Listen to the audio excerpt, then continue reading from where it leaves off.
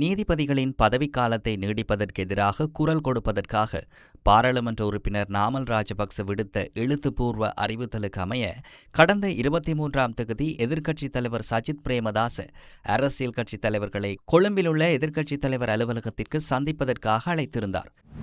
Platina 100 electronic fuel injection தொழில்நுட்பத்துடன் AVP motor company private லிமிடெடிடமிருந்து நாமல் ராஜபக்சவின் அறிவிப்புக்கு அமைய அழைக்கப்பட்ட இந்த சந்திப்புக்கு ஜனநாயகம், சட்டவாட்சி, நீதித்துறையின் சுயாதீனத்தை பாதுகாப்பதற்கான எதிர்க்கட்சியின் ஒன்றியம் என பெயரிடப்பட்டிருந்தது. முன்னாள் ஜனாதிபதி ரணில் விக்ரமசிங்கவும் எதிர்க்கட்சித் தலைவருடன் இணைந்து இந்த சந்திப்பிற்கு தலைமை தாக்கினார்.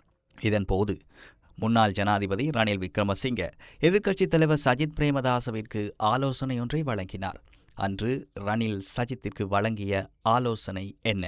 நீதிபதிகளின் ஓய்வு பெறும் வயதை அதிகரிப்பதற்கு பதிலாக நீதிமன்றங்களில் தேங்கி கிடக்கும் வழக்குகளை விரைவாக நிவர்ப்பிப்பதற்கு தேவையான நடைமுறை சாத்தியமான யோசனைகளை பெற்றுக்கொள்வதற்காக பாராளுமன்ற விசேட தெரிவுக்குழு ஒன்றை நியமிக்குமாறு சபாநாயகரிடம் கோரிக்கை விடுக்குமாறே ரணில் விக்ரமசிங்க சஜித் பிரேமதாசவுக்கு அன்று ஆலோசனை வழங்கினார்.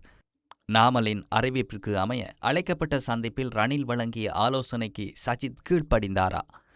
வழக்கு நடவடிக்கைகளை விரைவுபடுத்துவதற்கான யோசனைகளை பெற்றுக்கொள்வதற்காக பாராளுமன்ற தெரிவுக்குழு ஒன்றை நியமிக்குமாறு கோரி எதிர்க்கட்சித் தலைவர் சஜித் பிரேமதாசவின் தலைமையில் ஐக்கிய மக்கள் சக்தியின் பாராளுமன்ற உறுப்பினர்கள் யோசனை ஒன்றில் நேற்று கையொப்பமிட்டனர். அந்த யோசனை சபாநாயகரிடம் இன்று கையளிக்கப்பட்டது.